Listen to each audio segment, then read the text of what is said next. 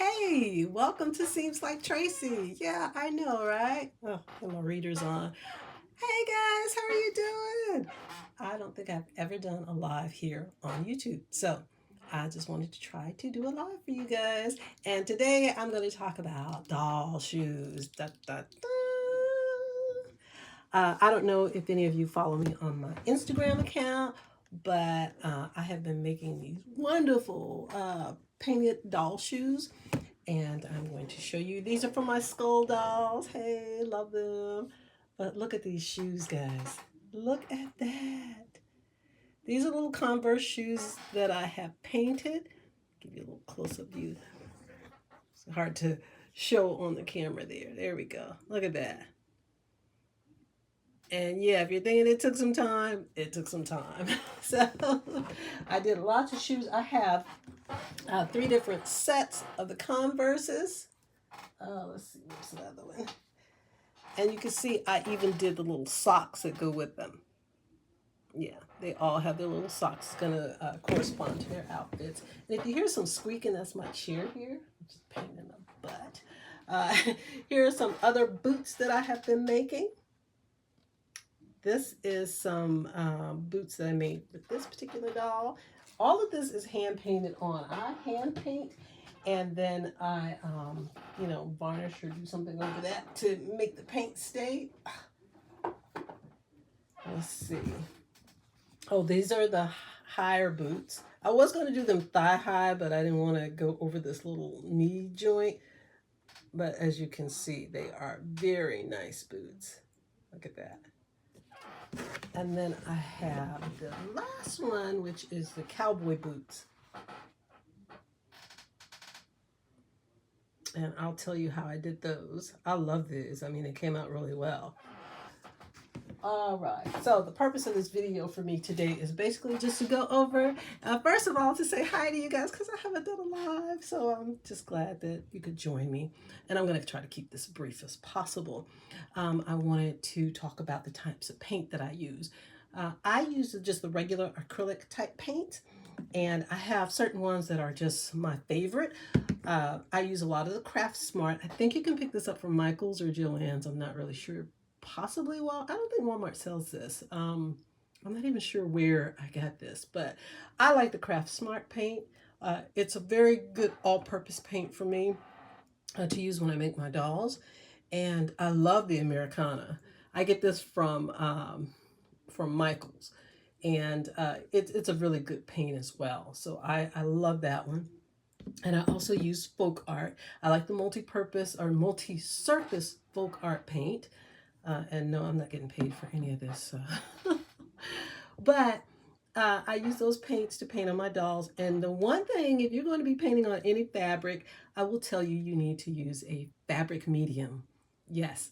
What this does, you're going to mix it with your paint, and they tell you to like dip it in the fabric medium and then dip it in your paint. And I usually just put my paint in my little container and put a couple of drops of this, and then I mix it. What this does is it helps the paint adhere to your fabric.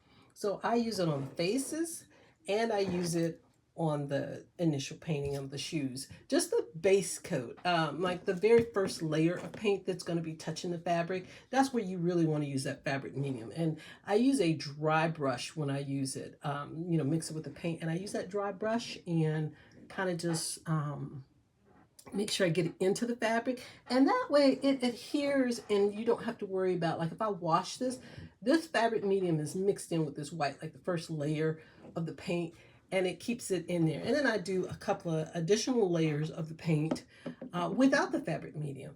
And then sometimes I will use what is called a floating medium with my paint, because I don't always want to mix water with the paint, especially on fabric. If you paint it on fabric and you mix water with it, you know how it'll spread and make a mess. You don't want to do that.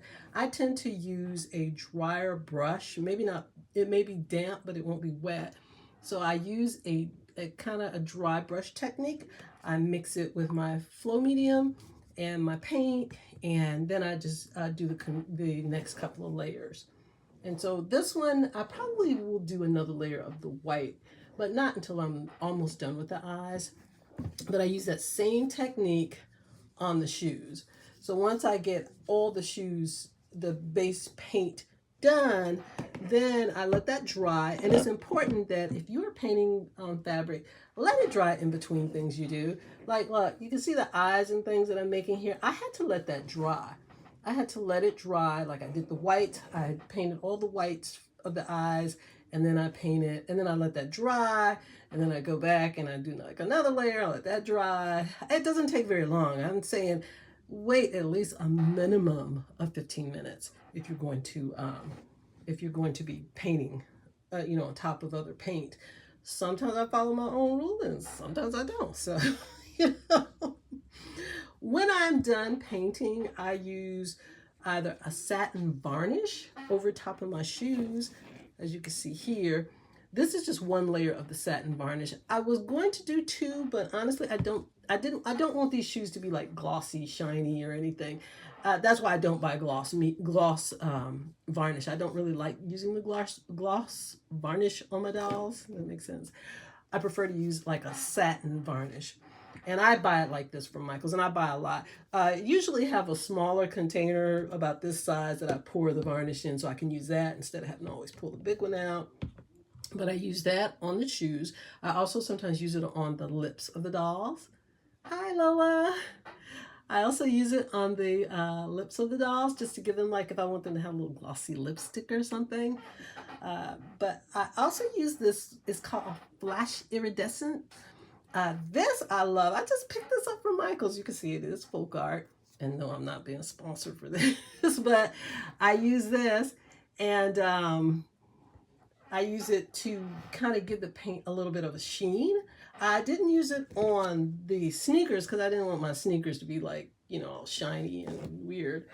But I did use it on these dolls. Let's see. Hopefully, you pull these dolls out of here. You can kind of see that iridescence there? Look at that. You see how it kind of goes from like a blue to like a, back to the black.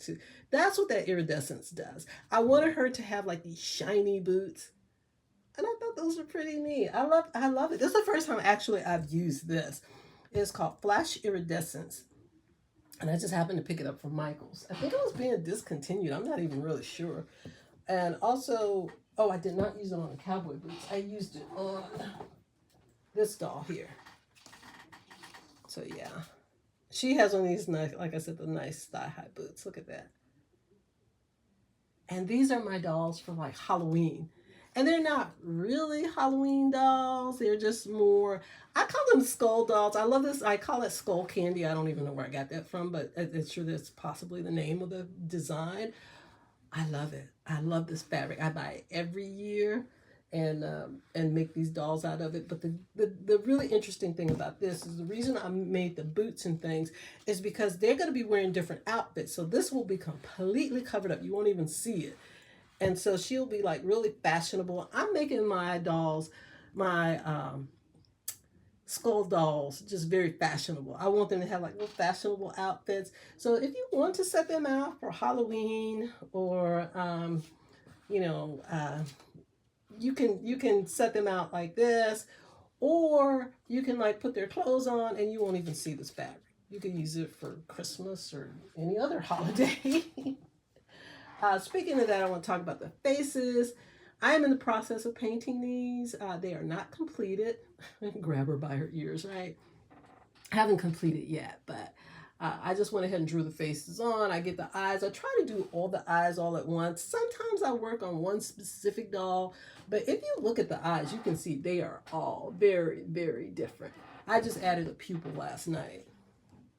So what I'm going to do is I've got to do highlights on that. I may put a little varnish over it to give it a little bit of a gloss, but possibly not. I'm also working on these two smaller dolls. They have like the regular ballerina feet. So they will be wearing, I think, just a little dress. But you'll be able to see a little bit of their clothing in the back. I love this fabric. Look at that. I like that. So anyway, I have this list of notes I'm supposed to be following. Let's see. Oh, these dolls. Yeah, these dolls are going to go in my new site at Seams Like Tracy. And I haven't put them in there yet because they're not finished. I got to do hair for these dolls, and hair and but I got the difficult part out of the way first, which of course was the shoes. I love making these shoes, and if you notice, the feet are definitely different. That's my ballerina foot, and this is my long foot. I have the pattern for both. I mean, I just created the pattern, and I have the patterns for the clothes. Let's see. Yeah, I just create a lot of patterns. So these three will be wearing different, or these two will be wearing different clothes. These guys will be wearing different clothes, and everybody has their own pattern. I don't know, I can make doll patterns fairly easy. But anyway, that's what I'm working on. These dolls are going to go in my shop. I thank you guys for watching my video. This is my first live. I know it's limited to only the people who are currently subscribed to me. And but let's see if we can get these views up to, if I get over 1,000 subscribers, then I can post more live videos. And I actually think I prefer posting live videos, because when you post the regular videos, you gotta edit and do this and do that. And it takes forever, and that's what keeps me from putting up videos. But thank you guys for watching. Love you. Bye.